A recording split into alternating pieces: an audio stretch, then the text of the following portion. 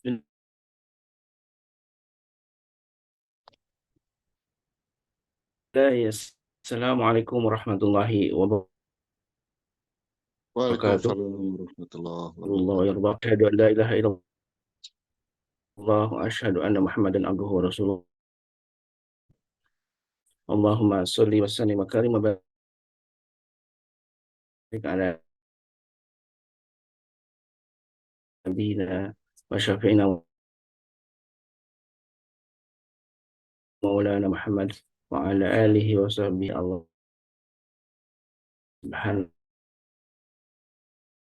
wa ta'ala. Alhamdulillah wa syukurillah. Tidak ada kata yang patut dan pertama yang utama ucapan kecil syukur kita kepada Allah subhanahu wa ta'ala. Karena di pagi ini kita masih beri hidup kita iman takwa. Di pagi ini kita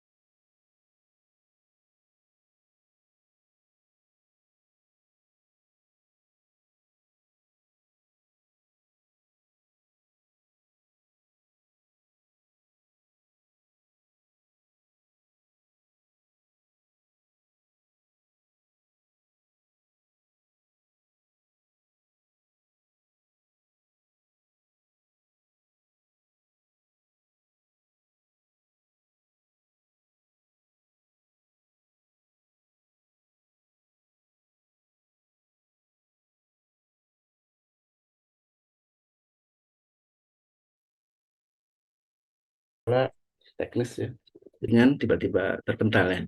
Baik, jamaah yang dimuliakan Allah, seperti biasa di pagi ini kita akan kembali menelusuri mengambil pelajaran yang banyak dari Khadijah Al-Kubra, dan sudah di sesi yang ketiga kita mendalami tentang kisah dari istri Nabi kita alaihi salatu wassalam, yaitu Khadijah Al-Kubra, yang disebut dalam dengan Wadatu Quraisy, yaitu kembangnya Quraisy. Dan sebagaimana yang sudah disampaikan oleh Babe Haikal dalam beberapa kajian sebelumnya tentang bagaimana kisah Khadijah ini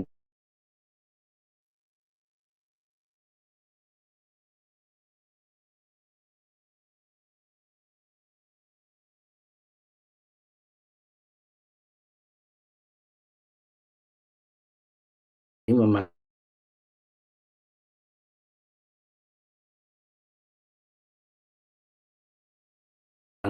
luar biasa ya, sebuah seorang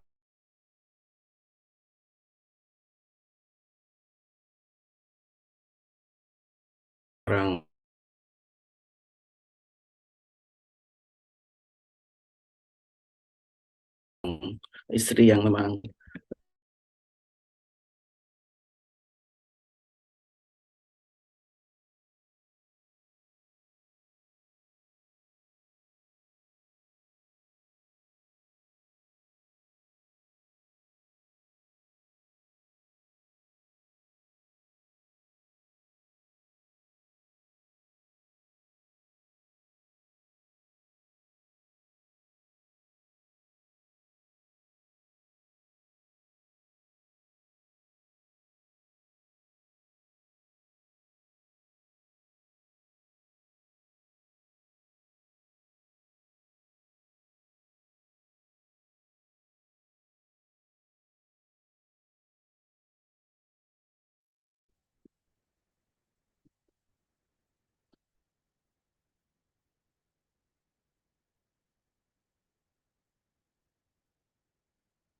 Assalamualaikum.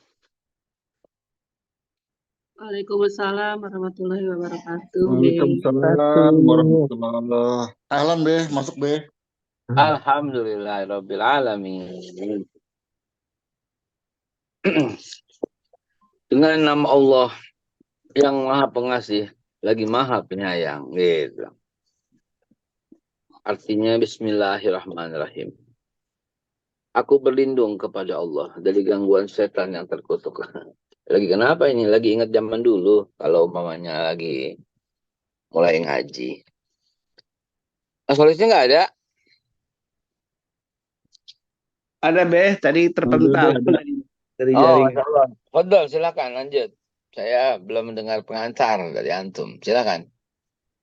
Eh, Tadi sudah Beh sedikit pengantar tentang sebagaimana sudah disampaikan oleh Babe ya dalam kajian-kajian sebelumnya.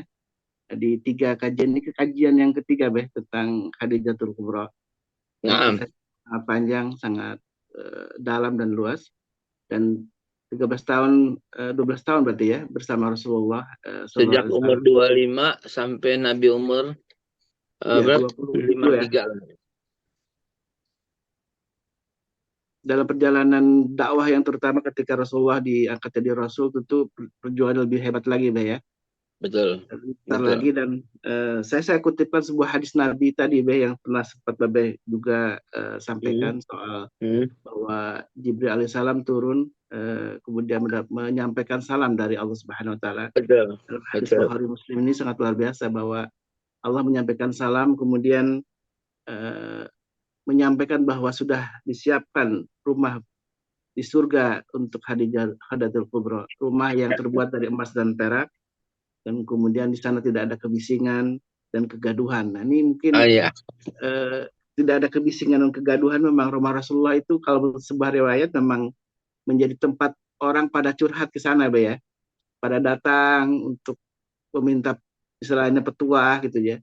Dan juga Iya. banyak saudara-saudara Rasulullah yang saya dengar juga tinggal di rumah Khadijah Kubra gitu ya. Betul. Baik dari dan Khadijah Kubra juga dari suami sebelumnya juga mempunyai anak dan tinggal bersama Rasulullah SAW. Tentu Dan rumah yang sangat ramai dengan dengan banyak saudara di sana, banyak saudara, dan Allah menjanjikan akan dibuatkan rumah yang tidak ada kebisingan, tidak ada kegaduhan. Barangkali salah satunya mungkin yang saya pahami rumah yang tenang gitu, Be, ya. Yang tidak ada lagi kebisingan, dan tentu ini sebuah kenikmatan yang luar biasa. Oleh Tonton masalahnya Masykur, Be. nggak gini Mas Khalis. Hmm. Dan juga teman-teman. Enak juga nih kalau sambil ngobrol. Saya jadi ada mitra nih. Ya. Jangan ditutup. Begini Mas Khalis. Apa yang Mas Khalis sampaikan Bapak Ibu tadi betul banget ya. Betul bangetnya adalah Khadijah memang rumahnya jadi tempat penampungan banyak orang, betul. Dan kemudian beliau itu tidak ada satupun sedikit keluhan, gitu. Tidak ada sedikit pun keluhan, mau begini, mau begitu. Jadi terima aja gitu. Sementara Allah Subhanahu Wa Taala memahami banget gitu loh, memahami banget tentang karakter daripada Khadijah. Jadi dia terima aja. Dia diem aja, dia pasrah aja gitu loh, nggak ada protes sedikit pun sama sekali, jadi dia ngikut aja gitu. Jadi jadi akhirnya nanti di surga Allah janjikan surga yang tenang, yang nggak ada kebisingan gitu. Itu dalam rangka memenuhi keinginan yang mulia Siti Khadijah gitu. Dalam rangka memenuhi itulah sehingga Allah Subhanahu Wa Taala sampaikan di surga untuk Khadijah itu pasti akan mendapatkan ketenangan gitu. Begitu Mas Khalis. Masya Allah. Dan Itu yang antum sampaikan betul sekali. Keluarganya dan pada nginep di situ kan ribet juga ya kalau keluarga banyak gitu ya. tidak ada privacy jadinya, Be, ya. Iya, tapi mungkin Mas Khalis pernah lihat mungkin rumah Rasulullah bersama Khadijah waktu dihancurkan di Saudi Arabia tahun 1924, 25. Iya. Coba rumah Rasulullah bersama Khadijah digambarkan biar teman-teman melihat gambaran itu. Coba silakan. Rumah Rasulullah gitu. Saya belum punya datanya, ininya, fotonya. Saya ada sebentar di mana ya? Bentar, sabar, sabar. Rumah Rasulullah. Saya pernah punya gitu guntingannya.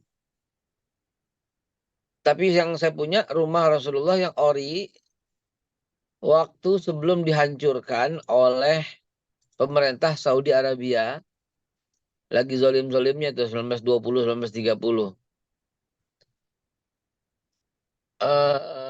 Sebentar, saya punya arsipnya.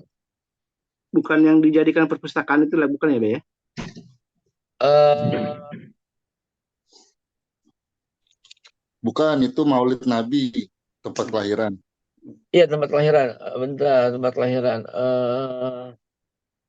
Ah, ada.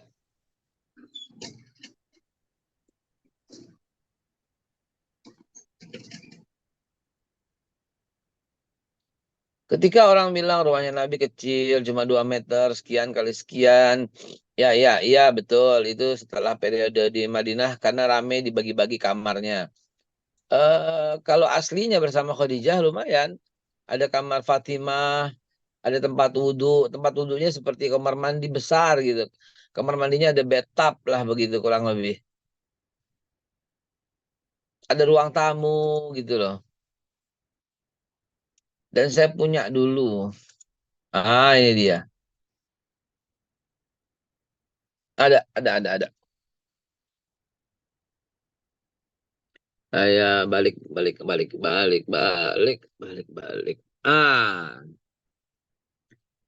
Gini ya.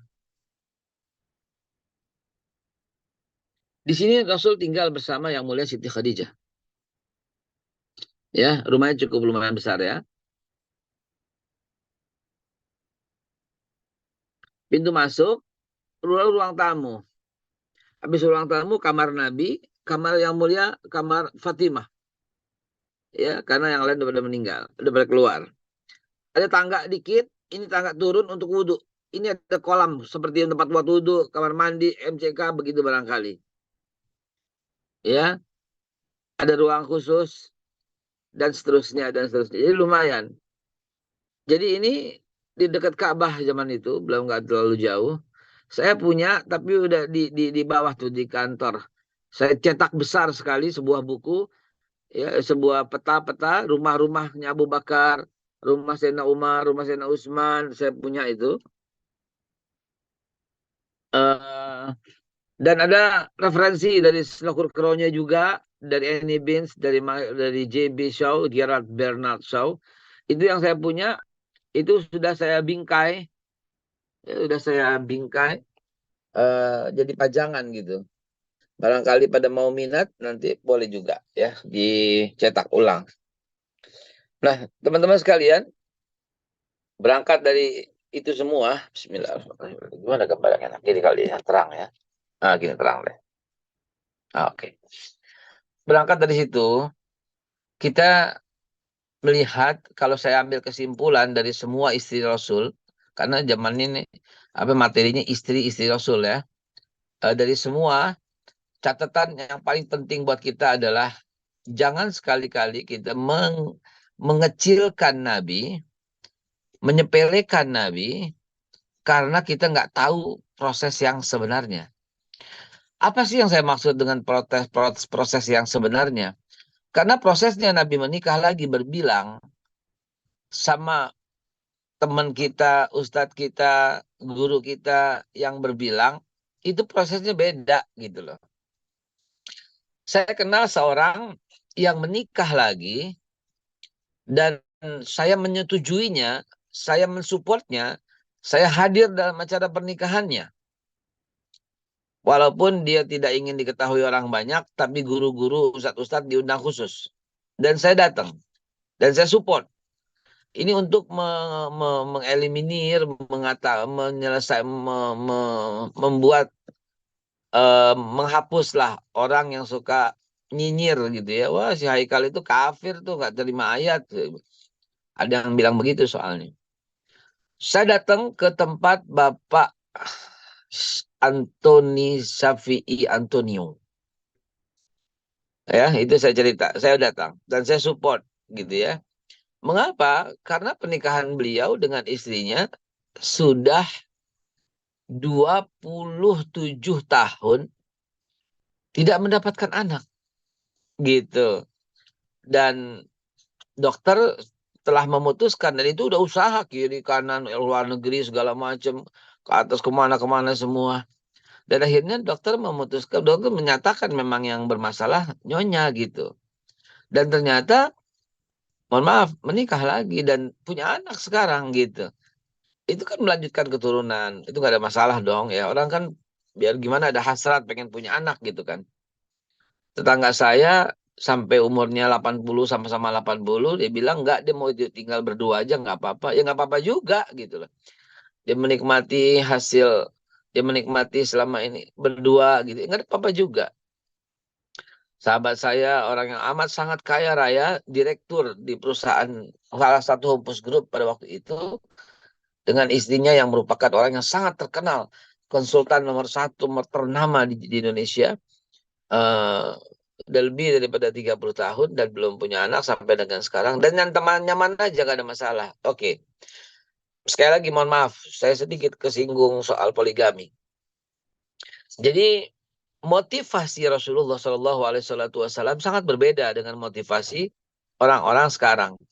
Yang membuat kita tersinggung adalah orang-orang itu nggak ngerti, tahu-tahu bilang ikut sunnah Nabi. Itu yang buat saya kesal dan marah. Itu yang buat saya dituduh macam-macam. Ya kasar lah kata-katanya. Ya iyalah kasar. Nabi kita disinggung oleh orang kita.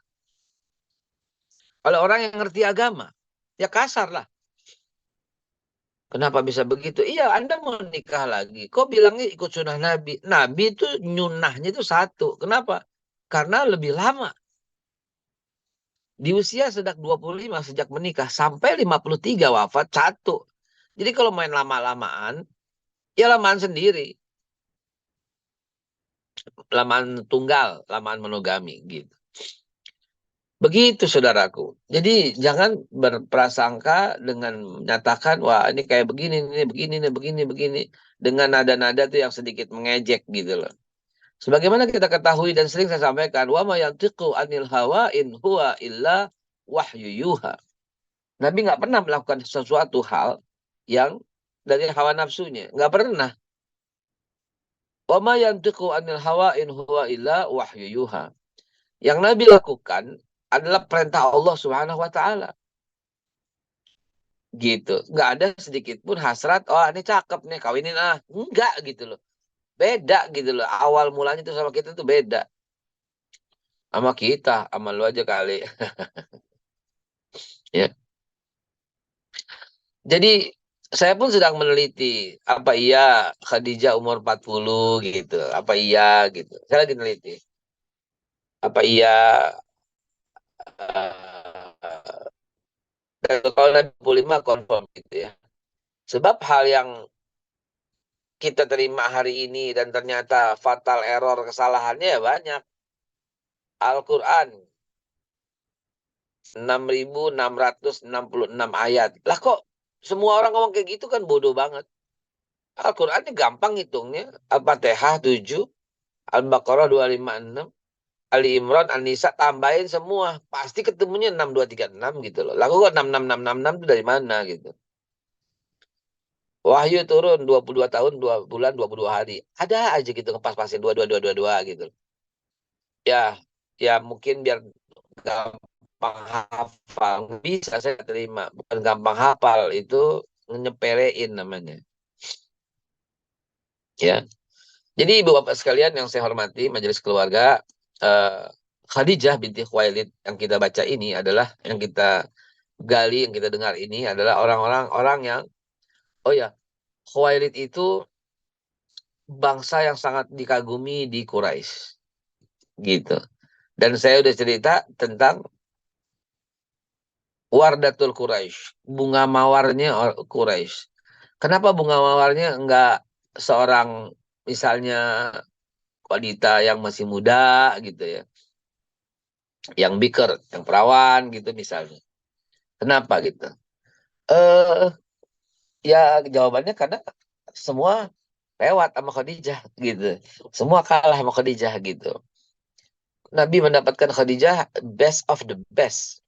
Dari si akhlak, dari si wajah, dari si body, dari si glowing, dari sisi apa ya? Ya jelas saya bisa berkata-kata demikian karena memang Wardatul Quraisy, bunga mawarnya Quraisy gitu. Ya jadi pastilah nggak mungkin ada celak lah begitu ya. Allahumma sholli ala sayyidina Muhammad. Dan waktu itu Nabi usianya 25 tahun ya. Nah, ayo siapa di sini yang 25? Adakah tetangganya umur 40 jande? Kawinin aja. Ya nggak apa-apa ya, orang ikut sudah Nabi kok. Kan Nabi kan 25. Jadi kita ngebantu sekalian ya. Nah, teman-teman sekalian, singkat cerita. Ya, singkat cerita. Bagaimana dukanya Nabi itu ya. Ketika yang dicinta istrinya nggak ada. Dan duka itu apa ya? Membuat Nabi manusia ya.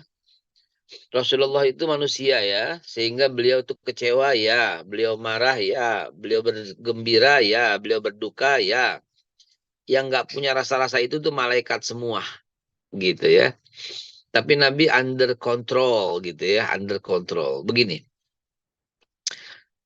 ketika sahabat-sahabatnya yang sudah masuk Islam tuh ketangkep, banyak ketangkep.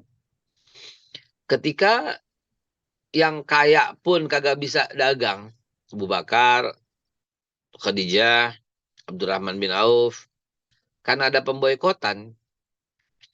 Ketika yang selama ini melindungi Nabi nggak ada, Abu Thalib. Dan Khadijah tempat bergantung, tempat curhat, ya, tempat Nabi kalau pulang itu capeknya luar biasa.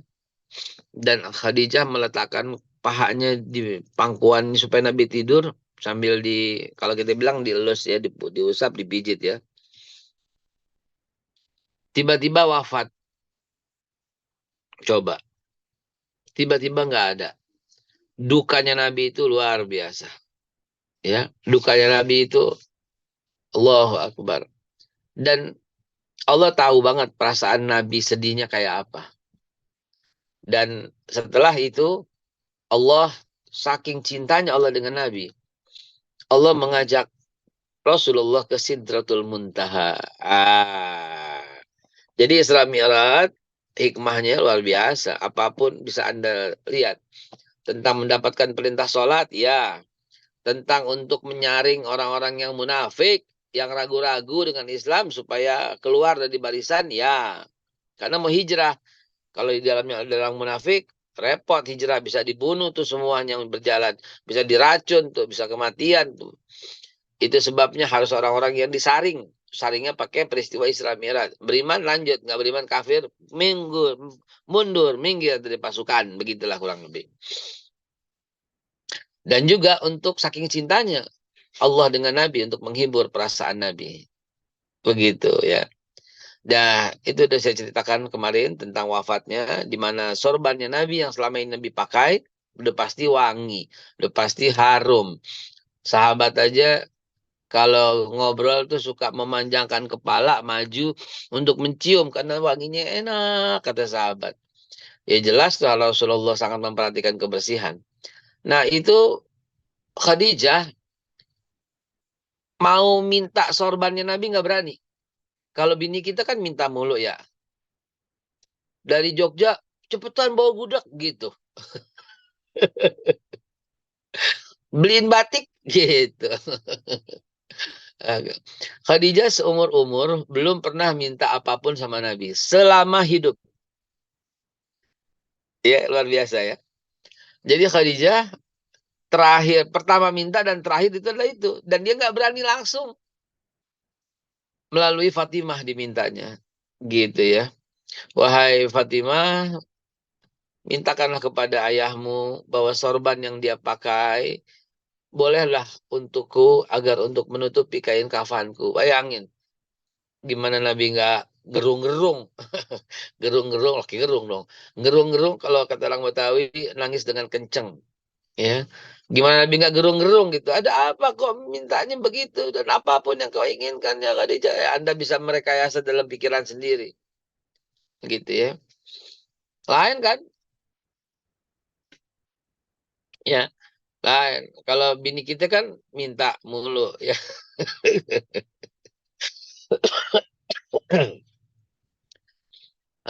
Supaya bini kita nggak minta, kita siasatin gitu ya. Pulang bawa sesuatu. Kalau kita nggak bawa apa-apa kan pulang bawa apa kan jadi dia minta gitu ya.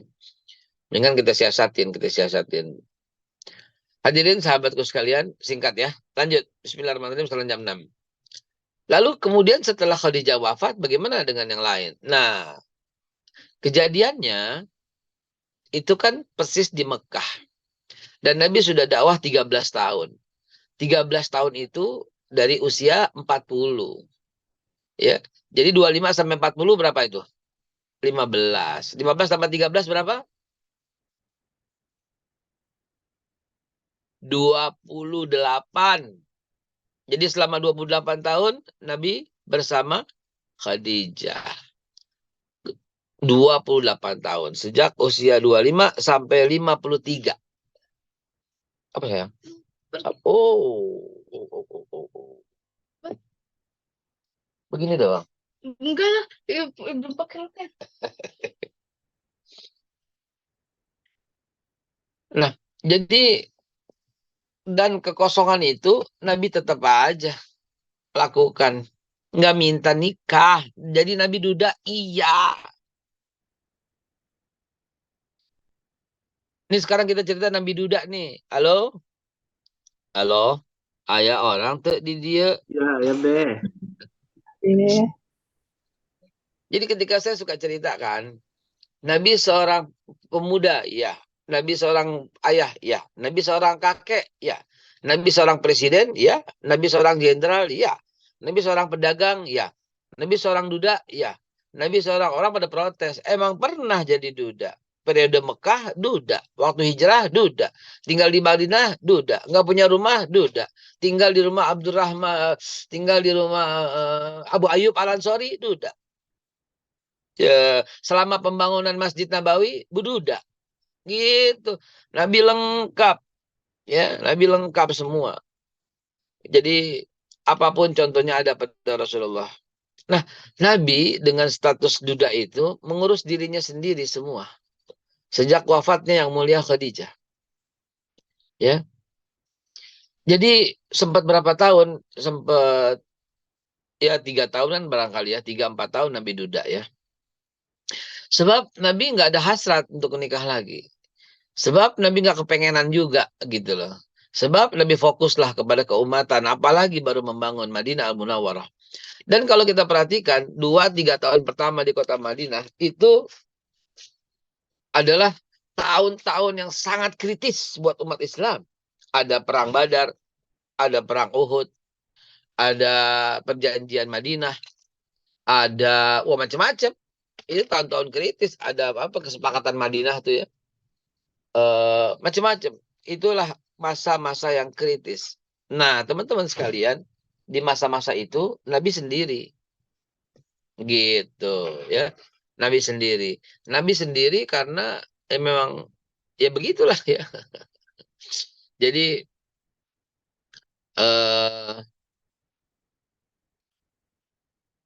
kan baju perlu dicuci kan gitu. Kan harus ada yang masakin kan gitu. Nggak enak kalau dianterin doang, nggak enak delivery doang gitu. Nggak enak ya. Jadi gimana gitu ya. Baik, saya ceritanya ragu-ragu tapi yang ya kebenaran nggak usah ditutupin lah begitu ya. Ragu-ragunya takutnya karena beda pengetahuan dan jumlah buku yang dibaca takutnya menimbulkan persepsi. Persepsinya beginilah intinya lah. Bismillahirrahmanirrahim. Jadi Nabi sendirian menduda sahabat kasak-kusuk, pengen banget Nabi menikah lagi supaya ada yang ngurusin gitu. Istilahnya kita ada yang ngepel, ada yang nyuciin, ada yang nyapuin rumahnya, ada yang siapin minum, ada yang siapin makan, gitulah gitu ya. Lalu kemudian eh sahabat kan memilih gitu loh. Siapa gitu ya. Dan Nabi merem aja, namanya juga apa ya, nama Allah Subhanahu wa taala membersihkan hati Nabi sebersih-bersihnya gitu kan. Jadi akhirnya sahabat menunjuk seorang wanita yang bernama Saudah. Itu istri pertama setelah Khadijah. Umurnya selisih banyak pendapat. Ada yang bilang 69, ada yang bilang 70, 72 gitu ya. Ya artinya mungkin seusia Khadijah, teman Khadijah, sama-sama Khadijah, jadi paham. Itu pikirannya. Ya paham ya maksudnya, jangan berprasangka berpikir luas ya. Saudah ini punya suami termasuk as-sabiqun as-sabiqun ya. As-sabiqunul awalun banget. Peserta hijrah di Abyssinia dengan Ja'far ya gitu. Jadi wafat ya dari perang gitu ya. Jadi Nabi akhirnya diminta oleh para sahabat, dijodohin oleh para sahabat, dicomblangin oleh para sahabat untuk segera menikahi yang mulia Saudah. Begitu. Saudah pasti mau ya, dan pasti mau, dan siapa yang nggak mau dengan kegagahan dan ketampanan Rasulullah SAW. Nah, akhirnya singkat cerita, Saudah binti Zam'a ini menikahlah dengan Rasulullah SAW. Ya. Nah, sedikit cerita tentang Saudah. Yang terjadi adalah Saudah memberikan waktunya untuk Aisyah gitu. Ketika Nabi berjalan, Nabi kalau keluar ekspedisi ya, perang dan sebagainya, itu Nabi suka membawa satu istrinya. Jadi kadang-kadang misalnya hari ini bawa si Saudah itu yang mulia, Saudah menolak, bukan tidak mau berangkat sama Nabi, tapi diberikanlah Aisyah aja yang mengantari Nabi gitu. Ya, Aisyah aja yang menemani Nabi. Begitu juga ketika di malam hari gitu ya. Saudah melepas haknya, memberikan waktu itu untuk Aisyah gitu. Itu jadi Aisyah tentu lebih dekat dengan Saudah daripada yang lain. Karena Saudah yang mulia begitu punya sikap. Mengalah, ya usia udah mau 80, udah 69, mungkin udah sekitar 75-an, 76 gitu ya. Maka diberikan waktunya untuk Aisyah. Cerita Nabi menikahi Aisyah, tadi Saudah ya, sahabat yang melakukan itu. Ketika Nabi menikahi Aisyah, belum terlontar ucapan lamar, belum terlontar ucapan apapun. Aisyah putri Abu Bakar adalah seorang yang cerdas, seorang yang lebih 2.800 sekian hadis dihafal, dan hadis itu yang kita terima sekarang kebanyakan dari Aisyah. Hikmahnya luar biasa. Kalau nggak ada Aisyah, siapa yang bisa menghafal, nggak nyampe ke kita tentang perilaku Rasulullah yang sulit direkam orang karena kejadiannya di rumah. Nah, Aisyah, pernikahan Nabi dengan Aisyah atas sebuah mimpi yang datang kepada Rasul, malaikat Jibril. Nggak bisa dipalsuin, nggak bisa diserupakan dengan setan, nggak bisa. Setan menjelma nggak bisa. Dengan ke Nabi aja nggak bisa. Ke Jibril jadi pasti nggak bisa. Ke yang lain nggak. Jadi syaitan, auzubillah, bukan sebuah mimpi bohong, bukan sebuah mimpi khayalan. Mimpi yang hak minallah. Nabi didatangi oleh malaikat Jibril, ya. eh Nabi didatangi malaikat Jibril dan kemudian malaikat Jibril itu berkata, ini istri Anda membawa seorang wanita dengan kudung tutup kepalanya. Jadi nggak kelihatan orangnya. Ini istri Anda ya Rasulullah gitu. Ya. Tapi Nabi tahu bahwa itu Aisyah. Ya, ketahuan lah cuma mata atau jilbabnya ya. Nabi tidak melakukan tindakan apapun.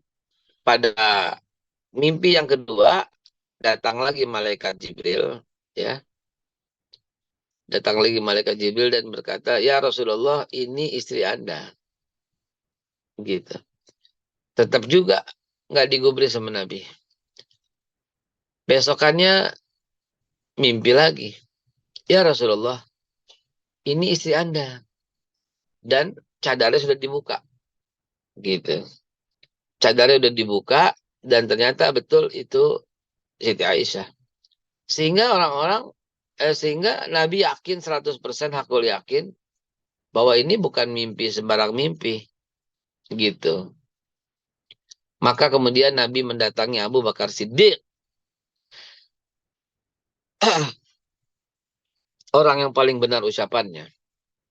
Ya Abu Bakar, madza ra'yuk? Wahai Abu Bakar, apa pendapatmu? Memang Nabi sering ngobrol sama Abu Bakar dalam event-event khusus. Ya Abu Bakar, apa pendapatmu?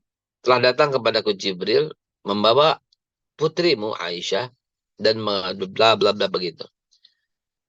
Abu Bakar Siddiq itu gembiranya nggak palang tanggung. Abu Bakar itu sampai melompat dan lari ke pasar dan berkata, Aisyah telah dilamar oleh Rasulullah. Gitu. Boleh jadi ini sebuah euforia gembira berlebihan, padahal belum keluar dari mulut Nabi apapun kata-kata itu. Boleh jadi ini rasa syukur kepada Allah yang sangat. Karena bayangkan anaknya dijadikan istri oleh manusia termulia, abadi, manusia terindah, terhebat. Jadi kejadiannya begitu. Silahkan pikirkan dan tafsirkan masing-masing.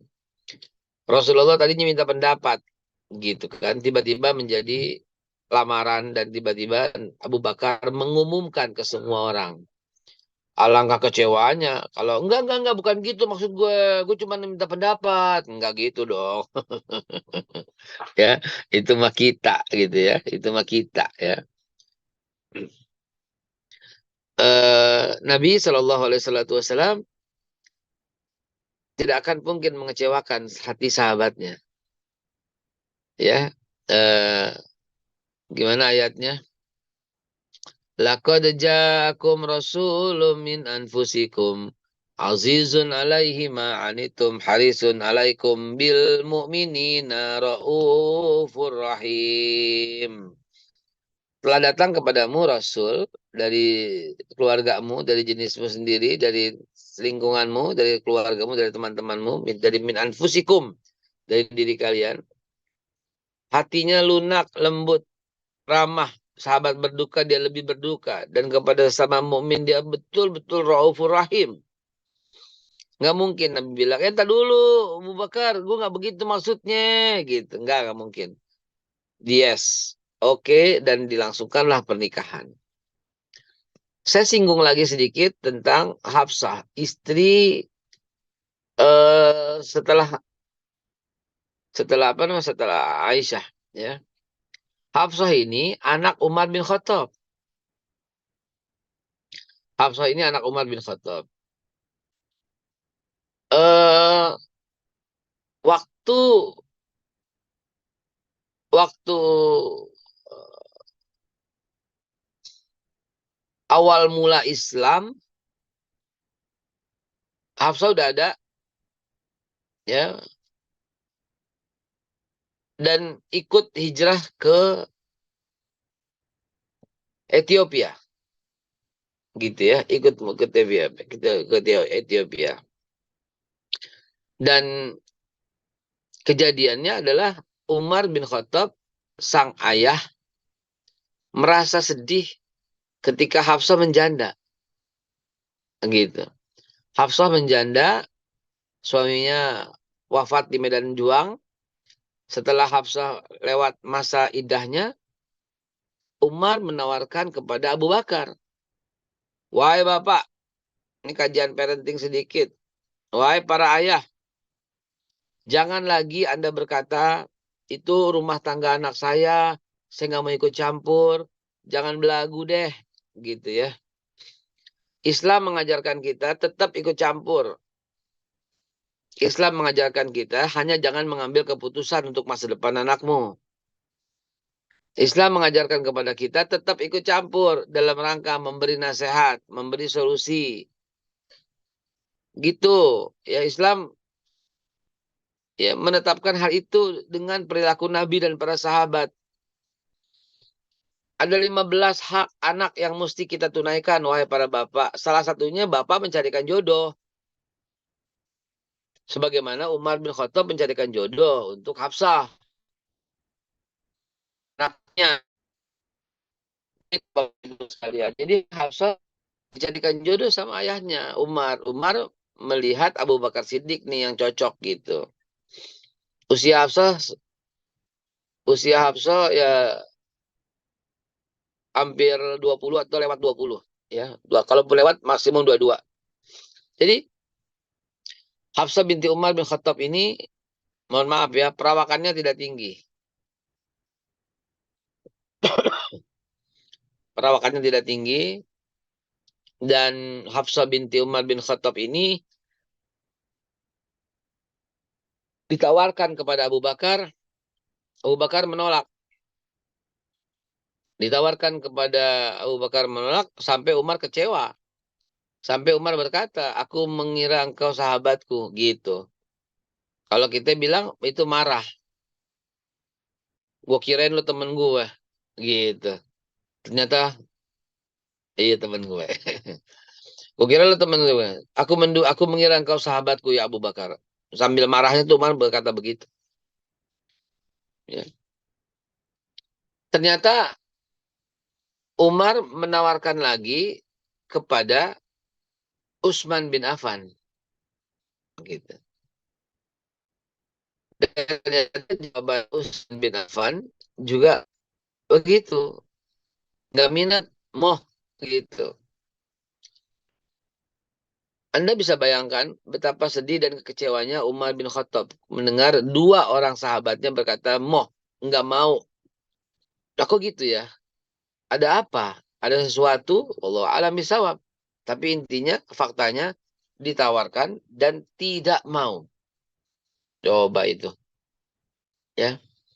Nah, maka dari itu Umar bin Khattab malu, dalam sejarah dicatat, malu sampai nggak keluar rumah. Sampai Nabi mencarinya. Fa'aina Umar. Kok Umar nggak ada nih? Umar nggak kelihatan. Kemana nih Umar gitu? Nggak kelihatan. Kita legakan pernapasan dengan seruput Bismillah. Alhamdulillah. Nah, itulah yang membuat Nabi mendatangi rumah Umar bin Khattab. Ya. Mendatangi rumah Umar bin Khattab dan kemudian bertanya, "Ada apa wahai Umar?" Ngadu dengan air mata dan berkaca-kaca, ngadu sama Rasulullah. Ya Rasulullah, aku menawarkan Hafsah ternyata kepada Abu Bakar. Ternyata Abu Bakar menolak, ya Rasul. Aku tawarkan kepada Utsman bin Affan agar menikahi anakku. Ternyata Utsman menolak, ya Rasul. Dan dia sekarang hidup menjanda. Luar biasa. Sampai nggak keluar rumah Umar bin Khattab diceritakan. Dukanya luar biasa. Gelisahnya, malunya luar biasa. Nah, Inilah yang sering saya ucapkan, yang sering saya katakan. Nabi tidak pernah melamar satu wanita pun kecuali Hafsah. Tidak juga Aisyah, malaikat Jibril yang melakukan itu. Tidak juga Zainab, Allah yang perintahkan itu. Tidak juga Maria dari Mesir. Situasi dan kondisi antara raja itulah yang menciptakan kejadian itu. Ya. Khususnya Hafsah, Nabi melamar. Dan antum pasti bisa menggambarkan dalam pikiran antum, kenapa Abu Bakar menolak Hafsah? Kenapa Utsman menolak Hafsah? Enggak diceritakan, tapi saya yakin bukan cuma mereka. Kenapa yang lain pun menolak Hafsah? Ya kalau glowing enggak nolak kali, gitu loh maksud saya. Ya, kalau enggak glowing ya pasti mau semuanya. Dan Rasulullah Shallallahu Alaihi Wasallam manusia yang kata Allah, wa innaka ala khuluqin azim, engkau berada pada akhlak yang tinggi, yang azim, yang mulia. Itu nggak sanggup dia melihat sahabatnya kayak gitu. Anda punya sahabat akrab dekat sekali dan dia lagi berduka. Nggak mungkin Anda cuek aja, itu Anda berarti bukan sahabatnya. Dia lagi difitnah, Anda cuek aja, nggak mungkin. Itu bukan sahabat, bro. Itu teman. Ya, itu menggunting dalam lipatan katanya. Jadi betul-betul Nabi merasakan duka sebagaimana Umar berduka. Laqad ja'akum rasulun min anfusikum azizun alaihi ma'anitum harisun alaikum bil mu'minina raufur rahim. Jadi Allah telah menyatakan itu. Nabi itu lebih sedih daripada Umarnya. Umar kecewa, Nabi lebih kecewa. Jadi Nabi tahu banget apa yang harus dilakukan untuk sahabatnya.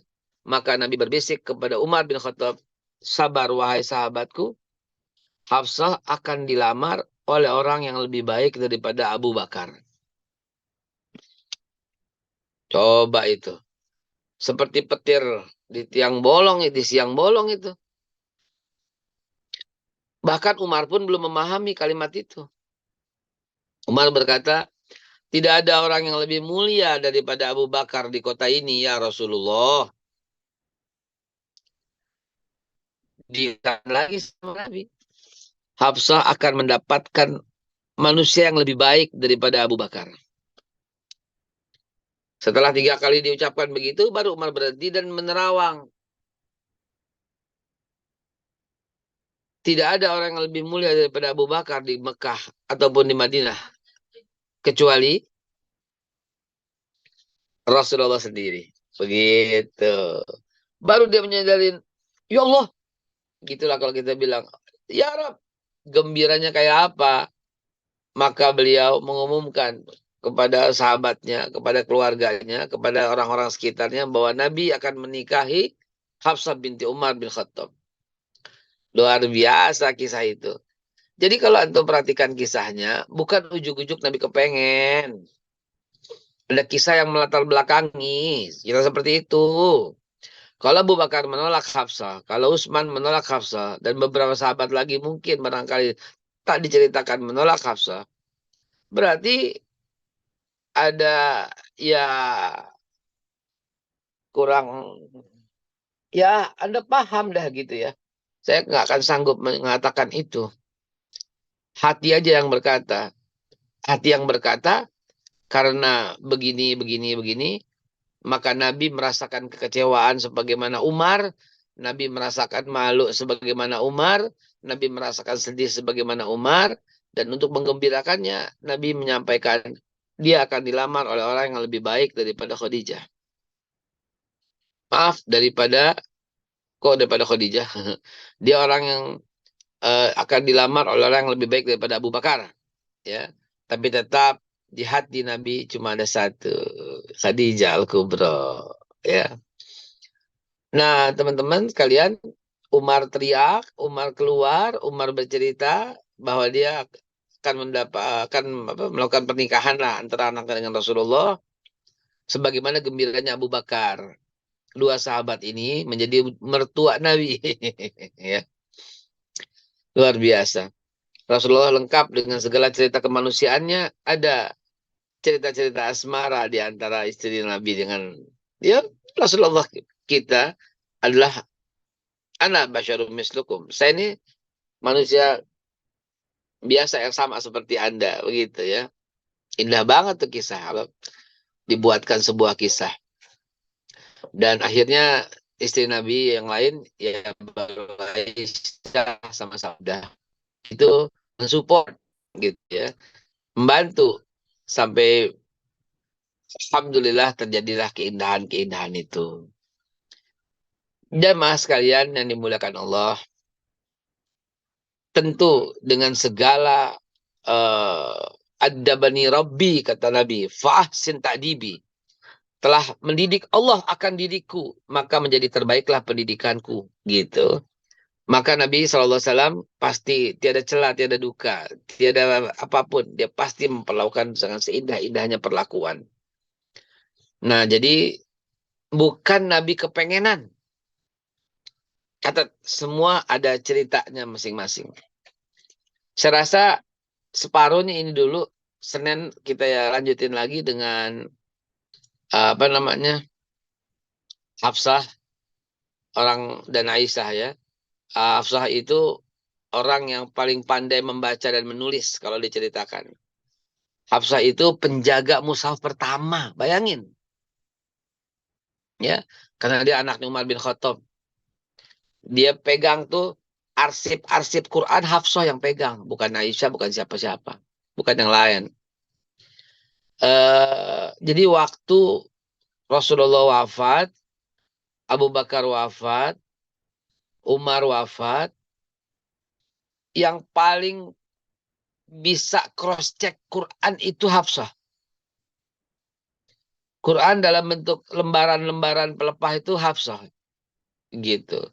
Karena Umar mengumpulkan itu, dan itu menjadi yang dipegang oleh Hafsah. Sampai kalau orang mau nanya tentang Quran, mau cross-check ke Hafsah karena dia yang paling memahami. Ya. Hafsah terkenal orang yang sangat merenung. Jadi yang direnungkan, yang dipegang tuh Quran mulu. Dipikirin aja gitu. Sehingga Hafsah menjadi guru utama bagi para kaum hawa, kaum wanita di zaman Rasulullah. Hafalan Hafsah itu dikenal sangat kuat. Hafsah juga orang yang dipercaya untuk meng-cross-check hafalan-hafalan. Jadi antum merasakan kan hikmahnya kayak gitu kan. Kalau itu sebuah tindakan tercela, orang Quraisy yang kafir, Abu Jahal, Abu Lahab, Abu Sufyan, udah mencela itu. Bukan mulut lo, hai Yahudi Nasrani saat ini yang gemar menghina Rasulullah. Ya, itu logika berpikir sederhana itu. Ya. 6.30. Kita lanjutin teman-teman sekalian. Ya, semoga Allah Subhanahu Wa Taala memberikan kita pemahaman dan bersih hati kita dari koreksi Nabi. Ingat, mengoreksi Nabi batal syahadatnya. Ingat, nggak setuju dengan perlakuan Nabi, batal syahadatnya. Kafir. Nggak setuju sama Nabi itu kafir. Jadi apa yang Nabi katakan pasti terbaik. Dan kita wajib ucapkan sami'na wa ata'na. Nggak ada mikir. Yang ada mencari justifikasi kebenaran supaya kita bisa mengikuti. Ya. Asyhadu an la ilaha illallah wa asyhadu anna Muhammadar Rasulullah, itu pengertian total. Khawarij yang membunuh Ali bin Abi Thalib, mereka itu orang-orang muslim yang sholat loh. Tapi ketika pembagian Nabi ditegur sama mereka, berlaku adillah ya Muhammad. Kurang ajar banget itu. Dia dengan kelompoknya, asalnya dari Badui ya. Asalnya dari Badui. Ya, asalnya dari Badui. Itu kata Nabi, orang-orang seperti itu di akhirat nanti, dia lah yang menjadi anjing neraka. Ya, Nabi kok nggak dipercaya. Berlaku adillah ya Muhammad, kurang ajar itu orang. Dan dia memang sudah kafir pada waktu itu. Cuman dia terus saja berada di antara sahabat. ngeliar Mbak Intel kesiangan ya, dan apa namanya, dia tidak diceritakan akhir hayatnya seperti apa, tapi dia telah keluar dari barisan muslimin ya. Wallahu alam bisawab. Mari kita doa ala haziniyah wa likulli niyatin salihah wa ila hadratin nabi al-fatihah. Bismillah. Iya kana berdoa, iya kana nasta'in dengan salatan. Ghairil maghdubi alaihim waladdallin. Allahumma bihaqil fatihah wa bi karamatil fatihah wa bi sirril fatihah wa bil mu'jadil fatihah. Saya mohon, ini orang banyak di sini lebih daripada 40. Saya mohon angkat tangan antum. Ada anak kita Wahyu Bayu Aji. Hari ini di Rumah Sakit Cipto Mangunkusumo. Anak kita ini menderita penyakit diagnosis paru dan tipes. Ya, anak ini anak kita semua, Ibu Ida. Ini anak kita semua, Bu. Ibu Ida hadir di sini.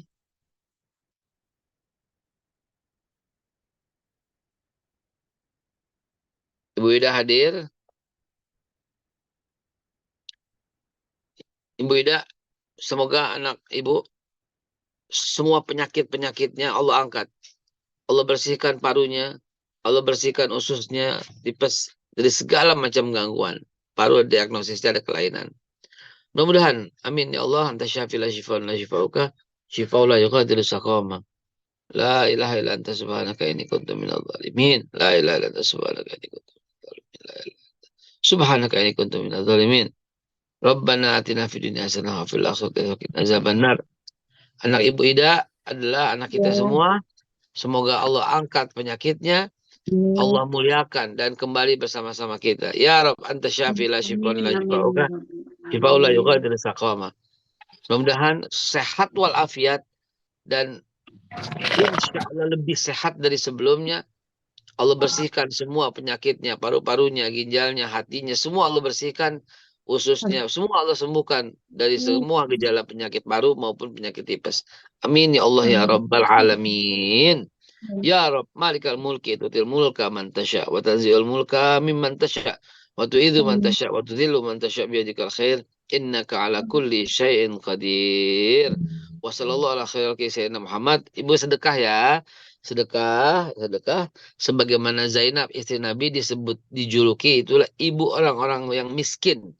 Ya ummul masakin, ummul yatama itu adalah Zainab. Ibu berikan sedekah, niatkan pahalanya untuk kesembuhan yang mulia Bayu. Wassallallahu ala khairil sayyidina Muhammad. Saya pamit. Mas Oli silahkan lanjutkan. Makasih, Be. Makasih, Be. Amin. Jazakallahu Be. Barakallahu fikum buat semuanya. Baik, terima kasih banyak jazakallahu khairan, barakallahu fikum, dan sahabat yang dimuliakan Allah. Alhamdulillah wa syukurillah, kita tadi sudah menuntaskan kajian yang ketiga tentang istri Nabi alaihi salatu wassalam, dan insya Allah akan kita lanjutkan di pekan depan tentang istri-istri Nabi Muhammad SAW, dan mudah-mudahan kita bisa mengambil hikmah dan pembelajaran dari kisah rumah tangga Rasulullah ini, rumah tangga paling mulia, dan bisa kita aplikasikan dalam kehidupan kita bersama keluarga kita di rumah masing-masing. Sahabatku yang dimuliakan Allah, sebelum ditutup, kami informasikan kembali beberapa kegiatan dari Majelis Keluarga Indonesia. Salah satunya adalah khitanan massal yang insya Allah akan diselenggarakan di tanggal 2 September, dan mohon doanya dari semuanya, mohon dukungan dari semua jamaah untuk kelancaran acara tersebut, dan tentu acara ini tidak akan mungkin terlaksana ya tanpa bantuan dukungan dari semua jamaah MKI ini, karena semua kegiatan-kegiatan yang MKI laksanakan memang diperuntukkan dan dilaksanakan oleh kita semua ya, diperuntukkan untuk jamaah dan juga untuk dilaksanakan untuk kita semua, diperuntukkan untuk kaum muslimin tentunya untuk semuanya, dan panitia sudah mengumumkan bagaimana teknis dan lain sebagainya kepada jamaah, dan harapannya dari panitia tentunya adalah kehadiran juga jamaah semuanya ya, jamaah yang ada bersekitar di daerah BSD bisa hadir untuk tidak hanya kita ketemu dalam Zoom, tapi juga mudah-mudahan bisa ketemu langsung ya dalam acara tersebut. Kita bisa bersilaturahmi dengan para guru kita, ada Ustaz selain Bapak Haikal juga ada Ustaz Dodi yang insya Allah akan hadir, juga Ustaz-Ustaz yang lain. Mudah-mudahan kumpul semua dan kita bisa bersilaturahmi dengan guru-guru kita, karena akan semakin mendekatkan keberkahan ilmu yang biasa mereka sampaikan di tiap pagi dan tiap malam untuk kita semua. Sahabatku yang dimuliakan Allah, alhamdulillah wa syukurillah, acara yang kita lakukan tidak hanya sunatan masal, dan insya Allah di pertengahan Agustus juga akan ada ruqyah syariah, terapi ruqyah bersama Ustaz Sahal Al-Mudhafari di Depok, dan insya Allah nanti akan disampaikan juga oleh panitia, oleh Ibu Iis ya, untuk kegiatan tersebut. Dan silakan untuk gabung yang belum gabung di Majelis Keluarga Indonesia untuk menghubungi Dr. Piki ya, dan bisa bergabung dengan MKI dan mendapatkan manfaat yang lebih banyak, termasuk informasi kajian, tausiah-tausiah dari guru-guru kita, dan tentu kebersamaan yang paling penting adalah silaturahim yang selalu terjaga oleh kita, dan dengan terjaga itulah Allah Subhanahu wa taala akan menurunkan keberkahan atau rahmatnya. Mudah-mudahan Allah berkahi kita, dan tadi beberapa jamaah yang sedang sakit ya, yang ada masalah, Allah beri kesembuhan, Allah beri jalan keluar, dan kita semua jamaah yang dimuliakan Allah berharap selalu kepada Allah Subhanahu wa taala, tidak ada yang tempat untuk kita curhat gitu, tempat kita untuk berdoa kecuali kepada Allah Subhanahu wa taala. Baik jamaah yang dimuliakan Allah, mari kita tutup kajian pagi ini, dan kami ingatkan untuk jangan lupa untuk bersedekah, karena ini sedekah bagian dari upaya kita untuk menolak bala, sedekah juga bagian dari upaya kita untuk meraih keberkahan dalam hidup kita. Al-afwu minkum, mari kita tutup dengan doa kafaratul majlis. Subhanakallahumma wa bihamdika, asyhadu an la ilaha illa anta, astaghfiruka wa atubu ilaik. Wabillahi taufiq wal hidayah. Wassalamualaikum warahmatullahi wabarakatuh. Waalaikumsalam warahmatullahi wabarakatuh. Terima kasih Ustaz Izin Allahumma arhamna bil Qur'an waj'alhu lana imaman wa nuran wa hudan wa rahmah.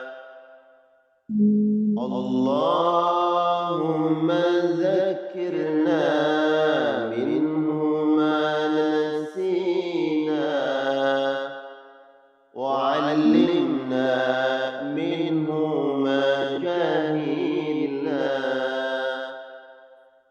warzuqna tilawah